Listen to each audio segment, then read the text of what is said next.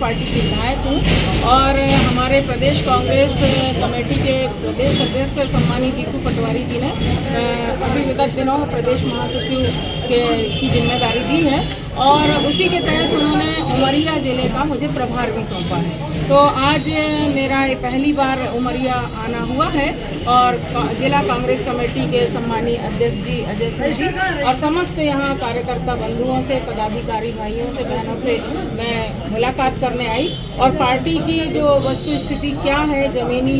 तैयारी हमारी क्या है, हम किस तरह से संघर्ष कर रहे हैं, किस तरह से हम पार्टी को आगे ले जा सकते हैं, इन सब बातों पे हमारे कार्यकर्ता सम्मेलन में गहन चिंतन विचार विमर्श हुआ।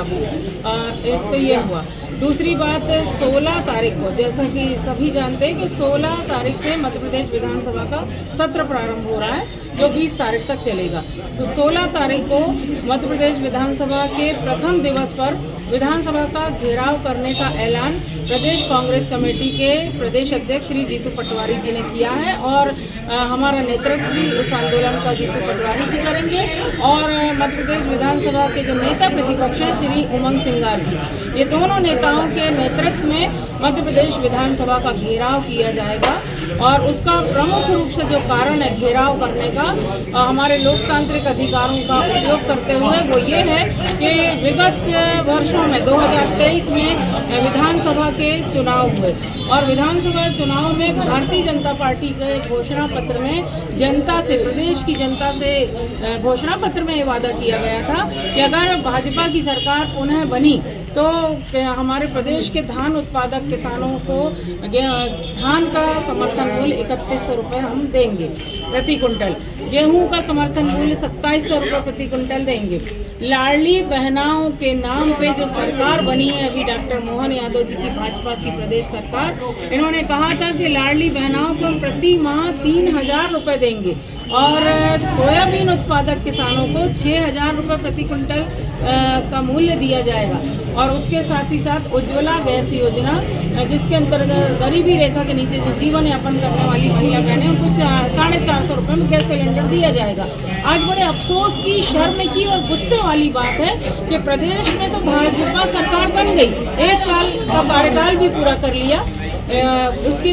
बीच में लोकसभा के चुनाव भी संपन्न हो गए, उसमें भी 29 की 29 सीटें भाजपा के खाते में चली गई। लेकिन बड़े अफसोस की बात है कि इस सरकार ने, डॉक्टर मोहन यादव जी की प्रदेश की भाजपा सरकार ने अपना एक भी वादा पूरा नहीं किया। आज भी किसान 3100 रुपये धान के लिए आंदोलन कर रहा है, रो रहा है, चिल्ला रहा है, कोई सुनवाई नहीं। 2700 रुपये गेहूँ की कोई बात नहीं हो रही समर्थन मूल्य की। उज्ज्वला गैस योजना के गैस सिलेंडर सब खाली पड़े हुए हैं, महिला बहनें वही चूल्हे में खाना बनाने पर मजबूर हो गई लकड़ी जलाकर और लाडली बहनाएं अपने आप को ठगा सा महसूस कर रही हैं। आज भी उनके खाते में 1250 रुपये ही आ रहे हैं। सोयाबीन उत्पादक क्षेत्रों में भी किसान बेहद दुखी हैं क्योंकि सरकार ने उनके समर्थन मूल्य में भी कोई बढ़ोतरी नहीं की और इस विषय पे विधानसभा में हम 64 विधायकों ने कांग्रेस के लगातार सरकार की कानों तक आवाज़ ले जाने का प्रयास किया। सदन में हमने कई बार आवाज़ उठाई लेकिन मुख्यमंत्री जी वहाँ पर भी कोई संतोषप्रद जवाब नहीं दे पा रहे। जब मुख्यमंत्री कोई संतोषप्रद जवाब नहीं दे पा रहे तो उनके मंत्रियों से हम क्या बात करें, वो क्या जवाब देंगे। तो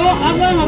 हमारे नेता जीतू पटवारी जी ने यही निर्णय लिया है कि अब इस सरकार को हम सड़क पर घेरेंगे, सड़क से लेकर सदन तक जो हमें अधिकार है, लोकतांत्रिक अधिकार है, उसका हम उपयोग करेंगे। तो हजारों की तादाद में जब विधानसभा के पहले दिन हम जब विधानसभा का घेराव करने जब कांग्रेस का छोटा से छोटा कार्यकर्ता भी पहुंचता है तो निश्चित रूप से मुझे लगता है कि सरकार पे दबाव पड़ेगा और जब सरकार पे दबाव पड़ेगा तो वो अपने वादे को याद करेगी और उम्मीद है कि वो वादा पूरा करें, नहीं तो चरणबद्ध हमारे आंदोलन जो चल रहे हैं वो चलते रहेंगे और तब तक चलेंगे जब तक हमारी जान है। उमरिया जिले के आप प्रभारी जैसे कांग्रेस की बनी, उमरिया में भी अफसोस की बात है, मैंने कहा ना कि ये सिर्फ लोक लुभावने वादे करने वाली पार्टी है भारतीय जनता पार्टी। इनको काम नहीं करना है, इनको धर्म के नाम पे राजनीति करना है, भगवान राम जी को राजनीतिक मुद्दा बना के वोट मांगना है और भाई को भाई से लड़ाने का काम करना है। अभी इनको कोई मुद्दा समझ में नहीं आया था तो क्योंकि हमारी आधी आबादी का हिस्सा महिलाएं होती हैं, तो उनको भावनात्मक रूप से उनको गुमराह करने के लिए लाडली बहना योजना लेकर आ गए और उसके बाद सरकार बना ली, लेकिन कोई वादा पूरा नहीं किया। तो जब ये समझ लीजिए जिनके दम पे सरकार बना रहे हैं, जब उनसे वादा पूरा नहीं कर रहे, तो एस्ट्रोटर्फ ग्राउंड की मांग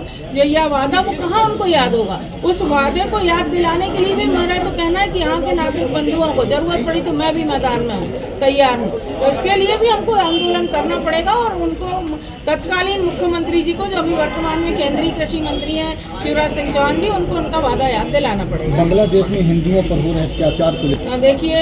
कांग्रेस पार्टी हमारी धर्म निरपेक्ष पार्टी है, सर्वधर्म समभाव का भाव रखती है, लेकिन जो बांग्लादेश में जो हिंदुओं के साथ अत्याचार हो रहा है, जो उनके साथ जाति हो रही है, उसकी मैं कड़े शब्दों में निंदा करती हूँ। कहीं से भी हमको मानवीयता के आधार पे, इंसानियत के नाते, हमको कोई धर्म ये नहीं बताता कि हम मार काट करें, किसी की भावनाओं का शोषण करें, किसी का नुकसान पहुँचाएं, आर्थिक नुकसान पहुँचाएं, शारीरिक नुकसान पहुँचाएं। तो ऐसा तो कोई धर्म नहीं कहता। हमारा धर्म तो ये कहता है कि आपसी भाईचारा रखो, प्रेम रखो, दया रखो, करुणा का भाव रखो, और सबसे बड़ी बात है कि हमारे सबके अंदर इंसानियत का भाव होना चाहिए।